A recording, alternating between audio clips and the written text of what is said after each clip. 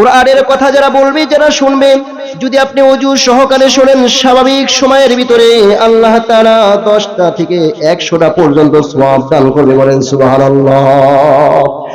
আর যদি আপনি নামাজের ভিতরে দাঁড়িয়ে বলেন, তাহলে আল্লাহ তাআলা ওই নামাজি বান্দার কোরআনে কারীম তেলাওয়াতের খাতিরে 100 থেকে 700 গুণ সওয়াব বাড়িয়ে দিবেন, বলেন সুবহানাল্লাহ। এই মুসলমানি বান্দার ভাইরা, আজকে কথা হবে কোরআনে কারীম থেকে। আমরা মনে করি পবিত্র রমজান মাস আসতেছে, রমজান মাসে যারা হাফেজ আলেম, যারা উলামায়ে কিরাম, তারা শুধু কোরআনে কারীম তেলাওয়াত করবে, ঘন্টার পর ঘন্টা কোরআনে কারীম তেলাওয়াত করবে। আমরাও যে কোরআনে কারীম তেলাওয়াত করা জানি, আমরাও যে কোরআনের ছাত্র, কোরআন তেলাওয়াত করা জানি, কোরআনের পাঠক, আমরা নিজেরাও জানি না। ও মুসলমানি বান্দার ভাইরা, সূরা ফাতিহা থেকে নিয়ে সূরা নাস পর্যন্ত 30 পারার ভিতরে 104 খানা সূরা যারা তেলাওয়াত করা জানে, আমরা মনে করি তারাই শুধু তেলাওয়াত করা জানে। আপনিও যে কোরআনে কারীম তেলাওয়াত করা জানেন, এটা আপনি জানেন না। কেন? কারণ আমাদের বাংলাদেশের বাংলাদেশের যত মুসলমান আছে, সমস্ত মুসলমান কোরআনে কারীম তেলাওয়াত করা জানে। আমরা নিজেরাও জানি না কোরআনে কারীম সে তেলাওয়াত করা জানে কি জানে না। ও মুসলমান ইমানদার ভাইরা, আমার মা বোনেরা, আপনারাও কোরআনে কারীম তেলাওয়াত করা জানেন। আপনারা যারা মনে করেন দেখে পড়তে পারেন না, না না, কোরআনে কারীম তেলাওয়াত করা কঠিন কিছু না। আমার আল্লাহ তাআলা ডাকতে বলেন, ওয়ালা কদ ইয়াসসারনাল কুরআনা লিযিকরি ফাহাল মিন মুদ্দাকির, বলেন সুবহানাল্লাহ। আমার মালিক কোরআনে কারীমে ডাকতে বলেন, ও আমার বান্দা বান্দিরা, শোনো শোনো শোনো, আমি কোরআনে কারীমকে কঠিন করি নাই। কোরআন বোঝার জন্য, কোরআন তেলাওয়াতের জন্য, কোরআন পাঠের জন্য আমি কোরআনকে কঠিন করি না, আমি কোরআনকে সহজ করে দিছি, বলেন সুবহানাল্লাহ। এমন কোন ভাষা না কোরআন, এমন তেলাওয়াত কোনো কঠিন কিছু না। কোরআনে কারীম তেলাওয়াত করা কঠিন মহা কিছু না। আপনি নিজেও জানেন কোরআনে কারীম তেলাওয়াত করা। কোরআনে কারীমের একটা আয়াত আপনি জানেন, একজন হাফেজে কোরআন অথবা একজন আলেম মানুষ, একজন ইমাম সাহেব মানুষ যে কোরআনে কারীম তেলাওয়াত করা শিখছে, এই ব্যক্তি মসজিদের ভিতরে বসে, বাড়ির ভিতরে বসে, একবারে শুরু থেকে নিয়ে শেষ পর্যন্ত রমজান মাসে 1000 বার খতম দিক, যতই খতম দিক না কেন, আপনি মনে করেন আমি দেখে দেখে পড়তে পারি না, আপনি নিজেও জানেন, কিন্তু আপনি বুঝার একটু ভুল। আমার মুসলমান ইমানদার ভাইরা, আপনি কোরআনে কারীম পড়তে পারেন, আলহামদুলিল্লাহি রাব্বিল আলামিন, আল্লাহু আকবার। এই মুসলমান ইমানদার ভাইরা, এই যে সূরা ফাতিহার প্রথম আয়াত, এই বাংলাদেশের এমন কোন মুসলমান মা বোনেরা আছে, এমন কোন পুরুষ আছে যে তেলাওয়াত করতে পারে না। হাফিজি কোরআনে কারীমের হিসাবে 15 লাইনে একটা পৃষ্ঠা হয়, বলেন সুবহানাল্লাহ। হাফিজে কোরআন মসজিদের ভিতরে বসে, মাদ্রাসার ভিতরে বসে 15 লাইনের একটা পৃষ্ঠা পড়বে। আপনি 15 বার যদি আলহামদুলিল্লাহি রাব্বিল আলামিন পড়েন, আলহামদুলিল্লাহি রাব্বিল আলামিন, অথবা কুল হুয়াল্লাহু আহাদ পড়েন, অথবা যদি আপনি পড়েন ইন্না আ'তাইনাকাল কাউসার, এটা আপনারা জানেন না? এটা কোরআন না? কোরআন না, এটাও তো কোরআন। যে হাফিজে কোরআন কোরআন দেখে দেখে তেলাওয়াত করতেছে, আপনি গ্রামের ভিতরে চাষা পোষা মানুষ, আপনি সাধারণ কাজকর্ম করেন, আপনি দোকানে কাজকর্ম করেন, আপনি ব্যবসা বাণিজ্য করেন, আপনি কোনো কোম্পানিতে চাকরি করেন, আপনি কোনো অটো চালান অথবা কোনো গাড়ি চালান, আপনি গাড়ির প্যাডেল ধরে অফিসের চেয়ারে বসে, আপনি মসজিদের মিম্বারে বসে, যেখানে খুশি সেখানেই বসে, দোকানের চেয়ারে বসে, আপনি যদি শুনো বারবার বারবার কোরআনে কারীমের ভিতরে আল্লাহ তাআলা আয়াত নাজিল করেছেন 6666 আয়াত, একজন হাফিজে কোরআন 6666 আয়াত তেলাওয়াত করবে। আপনি যদি 1000 বার যদি শুধু আলহামদুলিল্লাহি রাব্বিল আলামিন পড়েন, আল্লাহ তাআলা ওই হাফেজে কোরআন খতম করলে যেই পরিমাণ সওয়াব হবে, আপনি সাধারণ মানুষ দোকানের চেয়ারে বসে, গাড়ির চেয়ারে বসে, যেখানে খুশি সেখানেই বসে, চকে মাঠে ঘাটে যেখানে যে কাজকর্ম করতেছেন, আপনিও যদি শুধু সূরা ফাতিহাটা তেলাওয়াত করেন অথবা ওই আয়াতে কারিমাটা তেলাওয়াত করেন, একই সমান সওয়াব হবে, বলেন সুবহানাল্লাহ। এই মুসলমান ইমানদার ভাইরা, কোরআনে কারীম থেকে একটা আয়াত আপনি তেলাওয়াত করা জানেন। রমজান মাস আসতেছে, এই রমজান মাসে যদি আপনি কোরআন খুলে পড়তে পারেন না, কিন্তু কোরআনকে মহব্বত করেন, হাফেজ সাহেব দেখে দেখে পড়বে, আপনি না দেখে মুখস্থ করবেন। তিরমিজি শরীফে হাদিস আছে, আল্লাহ রাসূল সাল্লাল্লাহু আলাইহি ওয়াসাল্লাম বলেন, কিয়ামতের ময়দানে মুসিবতের দিন আল্লাহ তাআলা ডাক দিয়ে বলবেন কোরআনের হাফেজদেরকে, ও হাফেজেরা, তোমরা যে যতটুকু কোরআনে কারীম মুখস্থ করেছো ততটুকু পরিমাণ তেলাওয়াত করো আর জান্নাতের তালাগুলো অতিক্রম করো। বলেন সুবহানাল্লাহ। এই মুসলমান ইমানদার ভাইরা, হাদিসের ব্যাখ্যাকারী মুহাদ্দিসিনে কেরাম বলেন, সাধারণ মানুষ যদি কোরআনকে মহব্বত করে একটা আয়াত 10টা আয়াত 5টা আয়াত তেলাওয়াত করে আর এটাকে যদি আমল করে, এই ব্যক্তিকে আল্লাহ তাআলা বলবেন কিয়ামতের ময়দানে তুমি কোরআনের যে অংশটা তেলাওয়াত করতে পারো সেই অংশটাই তুমি তেলাওয়াত করতে থাকো। বলেন সুবহানাল্লাহ। সর্বশেষ যে আয়াতে যা থামবে আর জানে না, আল্লাহ তাআলা সেই পরিমাণ জান্নাত তাকে দান করবে। বলেন সুবহানাল্লাহ।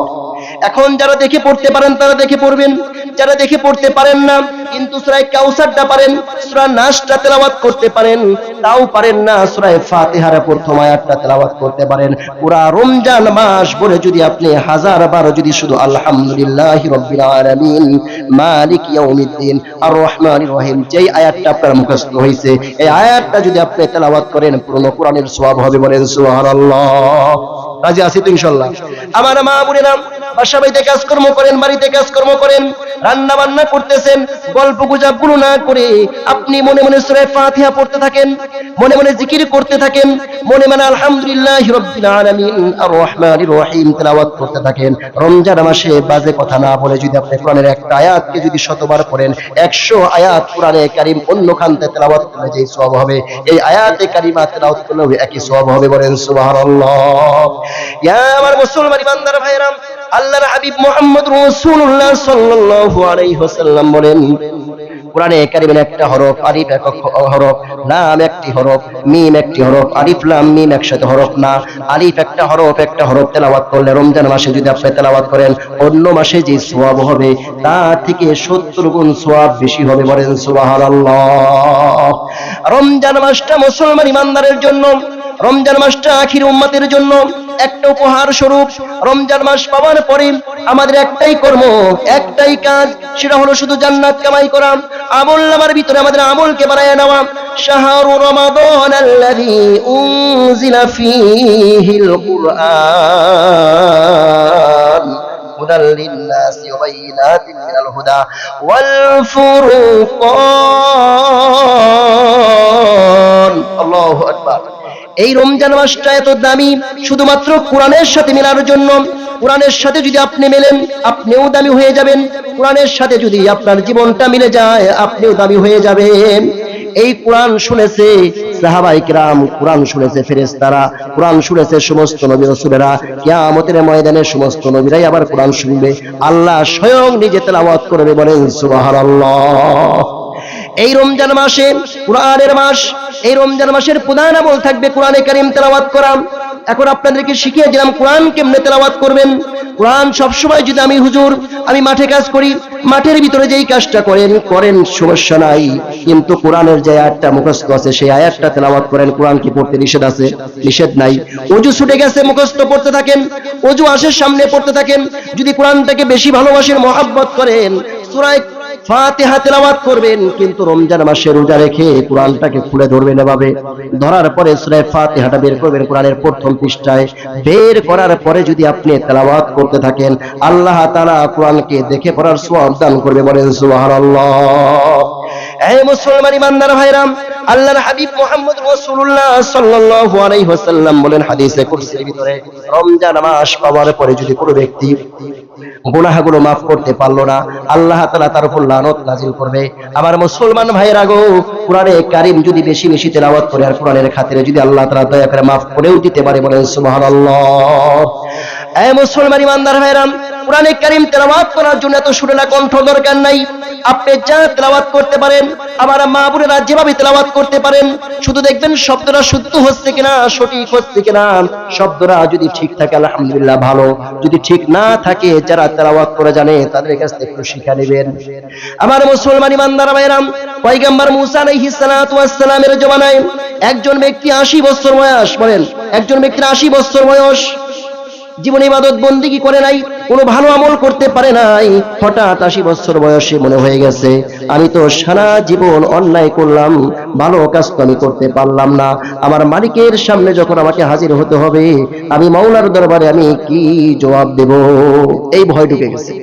আল্লাহ তাআলা তাকওয়াওয়ালাকে ব্যক্তিকে পছন্দ করেন। এই ব্যক্তি যখন ভয়ে পয়গম্বর মূসা আলাইহিস সালাতু ওয়াস সালামের কাছে চলে গেছেন, পয়গম্বর মূসা আলাইহিস সালাতু ওয়াস সালাম ডাকতে বলছেন, ও ব্যক্তি, তুমি তো 80 বছরের ভিতরে কিছু শেখো নাই, তবে তোমার জীবনের প্রথম সবক নাও কালামুল্লাহ পড়ার জন্য, আল্লাহ তাআলার নাজিলকৃত কিতাব পড়ার জন্য তোমাকে প্রথম শিখতে হবে আলিফ বা তা সা। হায়াতের পরিক্রমা শেষ হয়ে গেছে।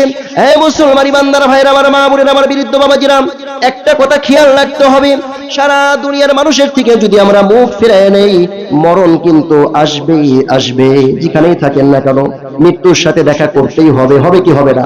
হবে।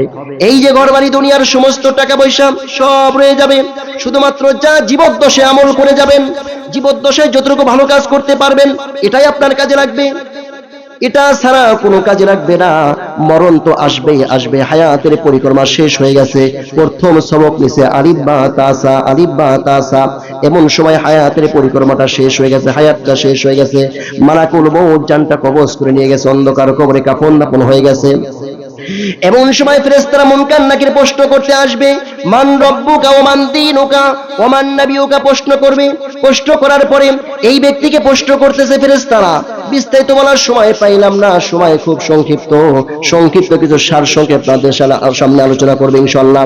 এই ব্যক্তিকে প্রশ্ন করছে, ও মুর্দার ব্যক্তি, শোনো, তোমার সারা জীবনে তো কোনো আমল আকলাক যাই কিছু করছো, এখন আমার 3টা প্রশ্নের উত্তর হলো, মান রব্বুকা, তোমার রব কে ছিল? এই ব্যক্তি তো কোনোদিনও রব নিয়ে চিন্তা করে নাই। অমান দীনুকা, এই ব্যক্তি তো কখনো দিন নিয়ে চিন্তা করে নাই। অমান নবিয়ুকা, এই ব্যক্তি কখনো নবী নিয়ে চিন্তা করে নাই।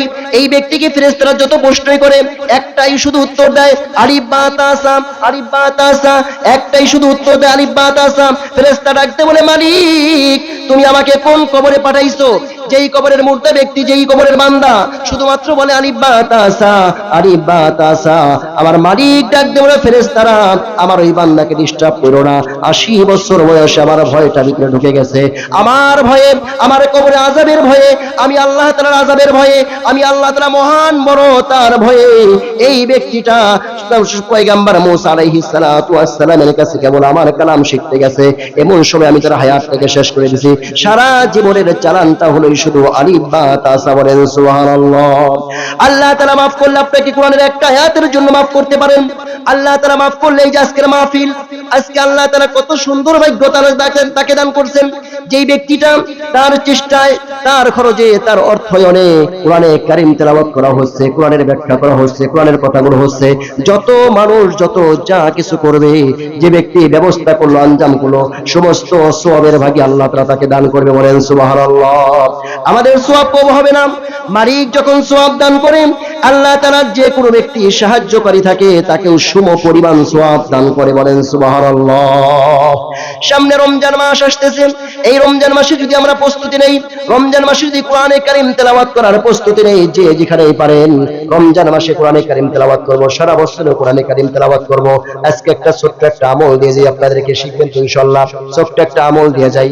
হ্যাঁ মুসলমান ইমানদার ভাইরা, আমার মাওলার দরবারে মুক্তি পাওয়ার জন্য একটা আমল, আপনি কোরআনে কারীম যেখানে খুশি সেখানে তেলাওয়াত করতে পারেন, টয়লেট বাথরুম সালাম, সেই সাথে আপনি কোরআনে কারীম তেলাওয়াত করার পরে যদি আপনি এখন রমজান মাস শেষ, এখন কোরআন পড়তে বেশি মনে চাইতেছে না, অথবা কোরআন পড়তেছেন হরান হয়ে গেছেন, অথবা ভালো লাগতেছে না, আসলে কিছু সময়, সব সময় কিন্তু কোরআন শরীফ পড়তে ভালো লাগে না। এখন আপনি কি করবেন? একদম গোপনে, আমরা কিছু আমল করলে মানুষের কাছে আগে বলি, আমি এই আমলটা করলাম, এই দানটা করলাম, এই সদকাটা করলাম, বলি কি বলি না? বলি। একটা আমল আপনাদেরকে দিয়ে যাই, আমলটা যদি আপনি করতে পারেন, আমার মালিক যদি খুশি হয়ে থাকে, আল্লাহ তাআলা দয়া করে মাফ করেও দিতে পারেন। বলেন সুবহানাল্লাহ। যেখানে যেভাবে আছেন আমার মা বোনেরা লক্ষ্য করে শুনবেন, যেখানে যেভাবে আছেন একদম গোপনে, ইবাদতের মালিক একমাত্র কে? বলেন আল্লাহ। একমাত্র কে? আল্লাহ। পৃথিবীর কারোর জন্য ইবাদত করা যাবে না, পৃথিবীর কাউকে ডাকা যাবে না, পৃথিবীর কারোর সামনে ইবাদত করা যাবে না। একমাত্র ইবাদতের মালিক হলো মহান আল্লাহ। এখন যদি আপনি গোপনে গোপনে যদি আপনি 100 বার জিকির করে রাখেন, কেউ জানে না, শুধু আপনার জিকিরের খবরটা জানে আমার আল্লাহ। হাটে মাঠে রিকশায় যাচ্ছেন, রিকশা চালক রিকশা চালাইতেছেন, আপনি পিছনে বসে আছেন, যাইতে 10 মিনিট সময় লাগবে, আপনি একটা মিনিট একটু মনে মনে কেউ জানবে না, শুধু জানবে কে? আল্লাহ। কারণ এই অন্তর্যামী হলো কে? বলেন আল্লাহ। আবার মা বোনেরা নিরিবিলি বসে আছেন, আল্লাহ আল্লাহ 100 বার পড়ে রাখেন, অথবা লা ইলাহা ইল্লাল্লাহ, লা ইলাহা ইল্লাল্লাহ 100 বার পড়ে রাখেন। কেউ জানে না এই জিকিরটা করছেন, কিন্তু আমার জানে কে? বলেন আল্লাহ। কিয়ামতের ময়দানে মুসিবতের দিন সমস্ত আমল যখন আমার ফেল হয়ে যাবে, আমার মালিক বলবে, বান্দারে শোন শোন শোন, আমি তোর কোনো আমল নষ্ট করি নাই। আল্লাহ তাআলার কিয়ামতের ময়দানে যখন মুসিবতের দিন আমলনামা পেশ করবে, বান্দা বলবে, মালি হাযাল কিতাব লা সাগীরাতা ওয়ালা কাবীরা। আল্লাহু আকবার। আল্লাহ তাআলাকে বলবে, মাবুদ মাওলা গো, এটা কেমন আমলনামা, এটা কেমন হিসাব নিকাশ, এর ভিতরে একটা ছোট কথাও বাদ দেওয়া হয় নাই, এর ভিতর থেকে একটা বড় কথাও বাদ দেওয়া হয় নাই। আমি সারা জীবনে যতবার পা ফেলেছি, যত ভালো কাজ করেছি সব লেখা আছে। আমি সারা জীবনে যত জায়গা যেভাবে কাজকর্ম করেছি সব কথা এখানে লেখা আছে। বলেন সুবহানাল্লাহ। সেইখানে লেখা থাকবে, কিরামান কাতিবিনা ইয়ালামুনা মা তাফআলুন। আল্লাহু আকবার। এই মুসলমান ইমানদার ভাইরাম, আমি যে আপনি যে গোপন আমলটা করবেন কেউ জানে না, জানে কে? বলে আল্লাহ। কেউ জানে না, জানবে কি? আমার দুই পাশে দুজন ফেরেশতা কিরামান কাতিবিন, দুজন লিখে রাখবে আমার বান্দাটা আজকে সারা দিনের ভিতরে 24 ঘন্টার ভিতরে আমার যুবক ভাইরা আড্ডায় বসে গেছি, আমার মা বোনেরা গল্পে বসে গেছি, সবাই গল্প করতেছে, আমি চুপচাপ 100 বার জিকির করে রাখলাম, কেউ জানবে না, জানবে কে? বলেন আল্লাহ। এ আমার মুসলমান ইমানদার ভাইরা, পবিত্র রমজান মাস সামনে আসতেছে, রমজান মাসের প্রস্তুতি নিতে হবে। আমরা অনেকে আছি রমজান মাস আসার আগেই বিভিন্ন রোগ ব্যাধি অসুখ আছে কিনা? আছে। বিভিন্ন রোগ ব্যাধি অসুখের দোহাই দেই, বিভিন্ন অসুখের কথা বলি। রমজান মাসে রোজা রাখলে যত ফাজাইল আছে, যত ফজিলত আছে, সমস্ত ফজিলতকে বাদ দিয়ে হলেও সমস্ত ফজিলতকে যদি ভুলে গেলাম, বললাম না আজকে ফজিলতের কথা। কিন্তু আমার মুসলমান ইমানদার ভাইরা, বিজ্ঞান শাস্ত্রে আছে, ডাক্তারি শাস্ত্রে আছে, কোন ব্যক্তি যদি 30টা রোজাকে সহি সালামতে রাখে, আল্লাহ রাসূল সাল্লাল্লাহু আলাইহি ওয়াসাল্লাম তো বলছেন, বিজ্ঞান বর্তমান বলতেছে, আপনার বুকের যত রোগ আছে, আপনার পেটের যত রোগ আছে, আল্লাহ তাআলা মাফ করে দিবেন। বলেন সুবহানাল্লাহ। এই মুসলমান ইমানদার ভাইরা, একজন রোজাদার যখন রোজা রাখে, আল্লাহ তাআলা ডাক দিয়ে বলে, বান্দারে শোন, সারা জীবন যত আমল করেছো সমস্ত আমলের সওয়াব আমি কিরামান কাতিবিন দিয়ে আমি লেখাইছি। বলেন সুবহানাল্লাহ। আমি রমজান মাসে রোজার সওয়াবটা আমি আল্লাহ উজজা বিহি, আমি নিজেই তার মালিক। বলেন সুবহানাল্লাহ। হে মুসলমান ইমানদার ভাইরা, একজন রোজাদার ব্যক্তি যখন আল জমিনের ভিতরে হাঁটে, আল্লাহ তাআলা 10 জন ফেরেশতা দিয়ে তাকে পাহারা দেয়। বলেন সুবহানাল্লাহ। হে মুসলমান ইমানদার ভাইরা, আমরা যে রোজা রাখি বিশেষ করে গ্রাম অঞ্চলে, শহরে থাকি আমরা, শহরে বসে একটু ব্যস্ত বেশি থাকে, নামাজ পড়ে আর চলে যায়, এটা কিন্তু বেশি পেশাল কম পারে, যার যার পজিশনে সে কথাবার্তা বলে। গ্রামের ভিতরে মানুষ একটু বেকার বেশি থাকে, কাজও বেশি করে, হাডি কাজ করে, কিন্তু বেকার বেশি থাকে। এই মুসলমান ইমানদার ভাইরা, রমজান মাসে রোজা রাখতে হবে 2 প্রকার। এক হলো আমার জবানকে পবিত্র রাখতে হবে, আমার পেটকে পবিত্র রাখতে হবে বাহ্যিক খাবার দাবার থেকে। বলেন সুবহানাল্লাহ। রোজা রেখে খাওয়া যাবে নাকি? রোজা রেখে খাওয়া যাবে? খাওয়া যাবে না। ভুলে যদি খেয়ে ফেলেন, মাসআলা কি শুনে যান, যদি আপনি ভুলে খেয়ে ফেলেন, সাথে সাথে মনে হওয়ার পরে একটা চিবুক, একটা স্বাদু জালি ভিতরে না ঢোকে, সাথে সাথে বের করে দিতে হবে, আপনার রোজাও হয়ে যাবে। বলেন সুবহানাল্লাহ। এই মুসলমান ইমানদার ভাইরা, পবিত্র রমজান মাসে যেমন আমার মুখ এবং আমার পেট, আমার উদর খাবার থেকে পবিত্র, আমার রূহটাকে এরকম পবিত্র করতে হবে আল্লাহ তাআলার মহত্ব ভালোবাসা দিয়ে। আমি রমজান মাসে রোজা রাখলাম, অতিরিক্ত কথার দ্বারা যদি আমার রূহকে পেরেশান রাখি, আমার দিলের আমার রোজা, আমার রূহের আমার রোজাটা হলো না। আমরা মুসলমান ইমানদার ভাইরা, আমরা করি কি? পবিত্র রমজান মাসে রোজা রাখি, যত বাজে গল্প আছে, যত আজে বাজে কথা আছে, বলি কি বলি না, বিশেষ করে চায়ের দোকানে ফাঁকা জায়গা বসলে, মাসালের ভিতরে বসলে, এই মুসলমান ইমানদার ভাইরা রে, রমজান মাসে আপনি বাজে কথা বন্ধ করে, প্রয়োজনীয় কথা ছাড়া বাজে কথা বন্ধ করে একবার আল্লাহকে ডাক দেন, 70 বার আল্লাহকে ডাক দিলে যত সওয়াব হবে সেই পরিমাণ সওয়াব দান করবেন আল্লাহ। বলেন সুবহানাল্লাহ। ফাযকুরুনি আযকুরুকুম ওয়াশকুরু লি ওয়ালা তাকফুরুন। আল্লাহু আকবার। আমার বান্দা আল্লাহ তাআলা ডাক দিয়ে বলে, বান্দারা আমাকে যদি তুমি একবার ডাক দাও আমি তোমাকে 70 বার ডাক দেব বলি। এ আমার বান্দা তোর কি প্রয়োজন বল, এ আমার বান্দা তুমি কি চাও, কি বলো আমার কাছে বলো। বান্দাটা যখন খেয়ালের সাথে বলে লা ইলাহা ইল্লাল্লাহ, আল্লাহ তুমি ছাড়া কোনো মাবুদ নাই, বান্দাটা যখন বলে আল্লাহ আল্লাহ আল্লাহ তুমি আমার রব, আল্লাহ তাআলা ডাক দিয়ে বলে, বান্দারে শোন, তুই যখন আমাকে মাবুদ, আমি ছাড়া কেউ মাবুদ নাই, আমি তোর জন্য যথেষ্ট হয়ে গেলাম। বলেন সুবহানাল্লাহ। এই মুসলমান ইমানদার ভাইরা, হাদিস শরীফের ভিতরে আছে একজন বান্দা যখন কালিমায়ে তাইয়্যিবা লা ইলাহা ইল্লাল্লাহু মুহাম্মাদুর রাসূলুল্লাহ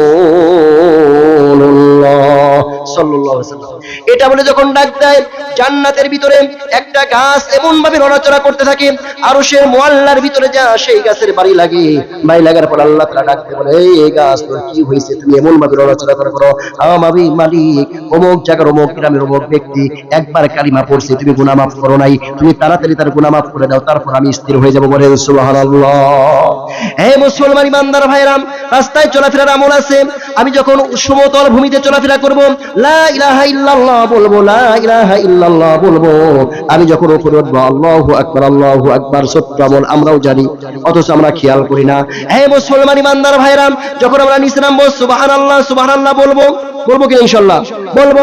এখন রমজান মাসে রোজা রাখলে যত ফাজিল আছে সমস্ত ফাজিলের ভিতরে একটা বড় ফাজিল আমি বলে যাই, কিয়ামতের ময়দানে মুসিবতের দিন নামাজে একটা জান্নাতে যাবে, সমস্ত আমলদারেরা জান্নাতে যাবে, রোজা যারা রাখবে তারা যাবে রাইয়ান নামক জান্নাতে। বলেন সুবহানাল্লাহ। আল্লাহর হাবিব বলেন তিরমিজি শরীফে, রাসূল করিম সাল্লাল্লাহু আলাইহি ওয়াসাল্লাম বলেন, যখন রোজাদারদের প্রবেশ করা শেষ হয়ে যাবে আল্লাহ তাআলা জান্নাতের দরজা বন্ধ করে দিবে। বলেন সুবহানাল্লাহ।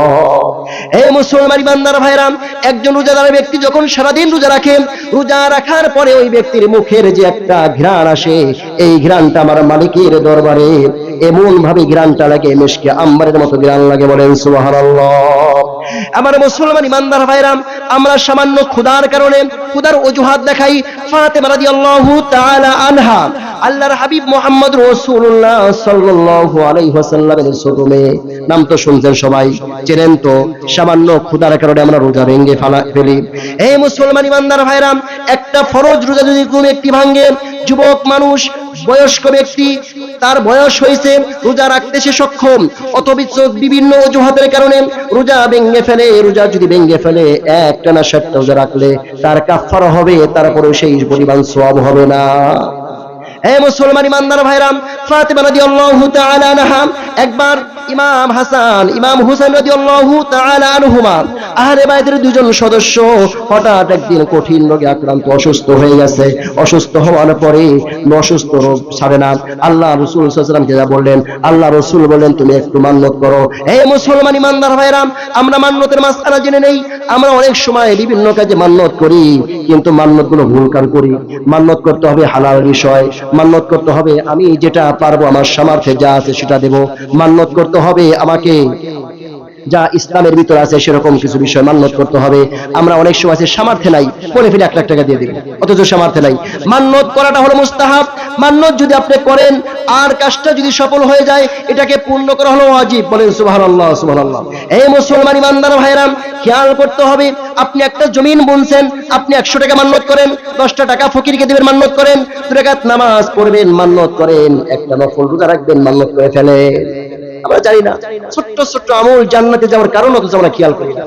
এ মুসলমান ইমানদার ভাইরা, আমার সন্তান বিদেশ যাবে, পাসপোর্ট করেছে, আমার মা বোনেরা আছে একটা রোজা মান্নত করে ফেলান, ইয়া আল্লাহ আমার সন্তানকে যদি তুমি সহি সালামতে যদি তুমি আমার সন্তানকে যদি সহি সালামতে যদি তুমি বিদেশ নিতে পারো, আমি বিদেশ নিয়ে যাও আল্লাহ, আমি 2টা রোজা মান্নত করলাম। বলেন সুবহানাল্লাহ। আমার মুসলমান ইমানদার ভাইরা, একজন ব্যক্তি রোজা রাখবেন, গুরুত্বপূর্ণ একটা কথা বলে সামনে অগ্রসর হই, সময় প্রায় শেষ হয়ে গেছে। একজন ব্যক্তি রোজা রাখবে, রোজা রাখার পরে আমরা অনেক সময় খেয়াল করি, রোজা রাখি বিভিন্ন প্রকার কথা আছে, এই সমস্ত বিভিন্ন ফাসিকি কথা, বাজে কথা আছে না, গালিগালাজ, বিভিন্ন প্রকার কথাবার্তা আছে। রোজা রাখা অবস্থায় যদি কোনো ব্যক্তি আপনার কাছে গীবত করতে আসে, আপনি বলবেন ভাই এই কথাগুলো ভালো না, এই কথাগুলো বলবো না, এই কথাগুলো বলে কবিরা করা হবে, আমরা তাকে বুঝিয়ে দেব। কেউ ঝগড়া করতে আসতেছে, তাকে বলবেন ভাই আমি রোজা রাখছি, রোজার দোহাই দিবেন। আল্লাহর হাবিব মুহাম্মদ রাসূলুল্লাহ সাল্লাল্লাহু আলাইহি ওয়াসাল্লাম মরেন কোন ব্যক্তি যদি রোজার কারণে ফাহিশা কাজ থেকে বিরত থাকে আল্লাহ তাআলা তার রোজার খাতিরে তাকে জান্নাত দান করবে বলেন সুবহানাল্লাহ। এই মুসলমান ইমানদার ভাইরা, আমরা একটা বিষয় খেয়াল করব, বিশেষ করে মা বোনেরা রান্না বান্না করে কষ্ট করে তারা খায়, কিন্তু পিছে খায় না, অনেক পিছনে খায়। বহু মাসআলা দেওয়ার কথা ছিল কিন্তু সময় পাবো না, এরকম ভাবে আমরা খাই কিন্তু পিছনে আজান হয়ে যাচ্ছে। আমরা বলি আগেকার যুগে এরকম ভাবে শরীরের পশম দেখা পর্যন্ত খাইতাম। আগে আমরা অনেক কাজ করছি, এখন কি সেগুলা করি আমরা? এখন সেগুলা করি না। আগে আমরা রাস্তা দিয়ে হেঁটে যাইতাম, কাঁচা রাস্তা একদম মাটির সাথে মিলানো। এখন রাস্তা 2-4-5 ফুট উঁচা হয়েছে না, পাকা হয়েছে, যে কোন জায়গায় অটোতে যাই। এখন কি আমরা বলি আগে আমার বাপ দাদা হেঁটে চলছে, এখন আমরা হাইটে যাই, একথা বলি আমরা? এখন আমরা রিক্সায় উঠি। এজন্য আমার ভাইরা, যুগের সাথে কিছু কথাবার্তার পরিবর্তন হয়েছে। আগে জানাশোনা ছিল কম, হয়তো এরকম প্রচার ছিল না, ঘড়ির ব্যবস্থা ছিল না। আমরা অনেক সময় আজান হয়ে যায়, আজান যদি হয়ে যায় সেহরি খাইতে খাইতে আজান হয়ে গেছে, এমন সময় আপনি কি করবেন? আজান হয়ে যাওয়ার সাথে সাথে যেই খাবারটা আছে, হ্যাঁ মুসলমান ইমানদার ভাইরা, যেই খাবারটা আছে খাবারটা কিভাবে রেখে দিবেন? আমরা অনেক সময় ভুল মাসআলা দেই। আজান দেওয়ার পরে খাবারটা রেখে দিলে নষ্ট হবে, কে বলছে আপনাকে? আমার মুসলমান ইমানদার ভাইরা, একজন মানুষকে খাওয়াইলে যেই পরিমাণ সওয়াব হবে, আল্লাহ তাআলার মাখলুকাতের ভিতর যত প্রকার মাখলুকাত আছে, যে কোনো মাখলুকাতের সামনে যদি আপনি খাবার দেন, যে কোনো মাখলুকাতকে আপনি খাওয়ান, একই সমান পরিমাণ সওয়াব হবে। বলেন সুবহানাল্লাহ, সুবহানাল্লাহ। আমরা মনে করি মানুষকে খাওয়াইলাম, পরে সওয়াব হয়ে গেল। আপনার বাড়ির পাশে অনেক কীটপতঙ্গ থাকে, অনেক প্রাণী বসবাস করে কিনা? কুকুর থাকে, বিড়াল থাকে, গরু থাকে, ছাগল থাকে কিনা? তাদেরকে যদি আপনি যত্ন করে খাওয়ান, এরা হাত তুলে আল্লাহ তাআলার কাছে দোয়া করে, আল্লাহ, মনে এদের হাত কোথায়? আল্লাহ তাআলার সাথে কথা বলতে তাদের জন্য স্পেশাল হাত। তারা দোয়া করে, আল্লাহ, তোমার যেই বান্দা আমাকে খাবারের ব্যবস্থা করেছে, তুমি তাকে জান্নাতের ব্যবস্থা করে। বলেন সুবহানাল্লাহ। এই মুসলমান বান্দার ভাইরা, বান্দাই শুধু ভেঙ্গে ভেঙ্গে দোয়া করে, আর যত মাখলুকাত আছে সমস্ত মাখলুকাত দোয়া করে, আল্লাহ, একে তুমি উত্তম যাচাই খায়রে, এগুলা করে না। আল্লাহ, এই ব্যক্তির সমস্ত যা কিছু দান করলো, যত কিছু আমাকে সুখ শান্তি দিল, যত আহার বিহার করাইলো, সমস্ত কিছুর বিনিময়ে তুমি তাকে জান্নাত দিয়ে দাও। বলেন সুবহানাল্লাহ। এই মুসলমান ইমানদার ভাইরা, আর একটা খেয়াল করতে হবে, আমাদের মুরব্বী কিছু বাবাজিরা আছে, আমাদের দাঁত ফাঁকা থাকে না? থাকে। আমরা দুপুরবেলা কিছু খিলাল করি কিনা? খিলাল করি, ছোট্ট কারণে রোজা ভেঙে যায়। খিলাল করার পরে সেটা আমরা ওই সময় গিলে ফেলি, কখনো খাওয়া যাবে না, এটাকে আমরা বের করে ফেলে দিতে হবে। এখন আমার আজান হয়ে গেছে, আজান হওয়ার সাথে সাথে যে খাবারটা আছে খাবারটা রেখে দিতে হবে। রেখে আপনি মাখলুকাতের ভিতর যাকে খাওয়াবেন সওয়াব হবে। বলেন সুবহানাল্লাহ, পাপ হবে না, গুনাহ হবে না। দ্বিতীয় নম্বরে, বিভিন্ন জায়গায় বিভিন্ন ক্যালেন্ডার থাকে, আজান হয়ে যায়, সর্বশেষ যেই আজানটা হবে মহল্লার ভিতরে আমার, সেই মহল্লার আজান আমরা ইনশাআল্লাহ ইফতার করবো তো ইনশাআল্লাহ। আর একটা কথা, শেষ কথা, একটু শেষ করে দেব, শেষ কথা বলে যাই। আমরা মনে করি আমরা যে রোজা রাখলাম বড় রোজাদার হয়ে গেছি, এর থেকে একটি ফাজলের আমল, এর থেকেও বেশি সওয়াবের একটা কথা আপনাদেরকে বলে যাই, খুব খেয়াল করবেন, লক্ষ্য করবেন। সামান্য একটা কারণে আপনি 30 দিনের ভিতরে আরো 30টা রোজার ভাগী হয়ে যাবেন। বলেন সুবহানাল্লাহ। আবার মুসলমান ইমানদার ভাইরা, আমরা তো নিজেরা রোজা রাখবই, নিজেরা রোজা রাখার পরে আমি সারা দিনের ভিতরে কত ভুল করে ফেলি, আমার কোনো কারণে আমার রোজাটা নষ্ট হয়ে যেতে পারে, ফাসাদ হয়ে যেতে পারে, সওয়াব কম হইতে পারে। কিন্তু আমার ভাইরা গো, আল্লাহর হাবিব মুহাম্মদ রাসূলুল্লাহ সাল্লাল্লাহু আলাইহি ওয়াসাল্লাম বলেন, ও আমার সাহাবীরা শোনো, একজন রোজাদার ব্যক্তিকে যদি তুমি ইফতার করাইতে পারো, ওই ব্যক্তি রোজা রেখে কবুল রোজার সওয়াব যেই পরিমাণ হবে, সম পরিমাণ সওয়াব আল্লাহ তাআলা তোমার আমলনামায় দান করবে। বলেন সুবহানাল্লাহ। সাহাবায়ে কিরাম প্রশ্ন করলেন, ইয়া রাসূলুল্লাহ, ইয়া হাবিবাল্লাহ, আমরা তো অনেকের সামর্থ্য না, ইয়া রাসূলুল্লাহ, আমরা কিভাবে তাকে রোজা ইফতার করাবো? আল্লাহ রাসূল বললেন, ইয়া আমার সাহাবায়ে কিরাম শোনো, এক গ্লাস পানি আর একটা খেজুরের বিনিময়ে যদি হয়, তারপরেও তোমার প্রতিবেশী হোক, এলাকার ভিতরে যেই হোক, তাকে তুমি ইফতারের ব্যবস্থা করো, আল্লাহ তাআলা সেই সম পরিমাণ সওয়াব দান করবে। বলেন সুবহানাল্লাহ। আমরা বড় বড় মসজিদের আশাই করি, আমরা দাওয়াত দিই এলাকার ভিতরে, তা নয়। আপনার মসজিদ ইমাম সাহেব আছে, মহল্লার ভিতরে যারা নামাজি পড়ে অথবা মহল্লার ভিতরে যারা রোজা রাখে, অনেক মা বোনেরা আছে অভাবী, এদের মতো একজন দুইজন নিয়ে যান, সাধারণ খাবারের ব্যবস্থা করেন। মহল্লার প্রত্যেকটা ইমাম সাহেব আছে কি নাই? ইমাম সাহেব আছে, হুজুর আজকের দিনটা আমার বাড়িতে ইফতার করবেন, বড় কিছু দরকার নাই, আপনার সাথে বসিয়ে তাকে ইফতার করান। আপনি রোজা রেখে যেই পরিমাণ সওয়াব, আপনার রোজা নষ্ট হইতে পারে, ইমাম সাহেবের রোজা নষ্ট হইতে পারে, মহল্লার মুরব্বীর রোজা নষ্ট হইতে পারে, শুধুমাত্র ইফতারের ব্যবস্থা করার কারণে আল্লাহ তাআলা আপনাকে কবুল রোজার সওয়াব দান করবে। বলেন সুবহানাল্লাহ। ইফতার ঘরে ঘরে ঘরে ব্যবস্থা করতে হবে, যে যেখানে সামর্থ্য আছে 200, 400, 500 টাকা হলে ইফতারের ব্যবস্থা করতে পারেন। দ্বিতীয় নাম্বার কথা হলো, আমরা যারা আছি রোজা রাখবো, একটা সর্বশেষ একটা টেকনিক আপনাদের শিখিয়ে দেই। আমরা অনেকেই বলি হুজুর রোজা থাকতে পারি না, বলি কিনা? শেষ কথা, হুজুর রোজা থাকতে পারি না, আমরা বলি এই কথাটা, কিন্তু রোজা থাকতে পারেন না এই একটা নিয়ম শিখেন। শেষ কথাটা আলোচনা করার ইচ্ছা ছিল অনেক, কিন্তু আসলে সময়ের খুব সংক্ষিপ্ত।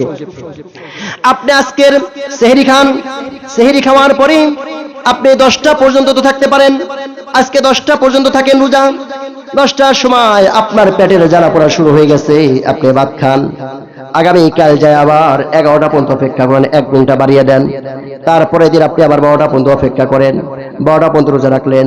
তারপরে দিন আবার 1টা পর্যন্ত অপেক্ষা করেন, তারপরে দিন আবার 2টা পর্যন্ত অপেক্ষা করেন।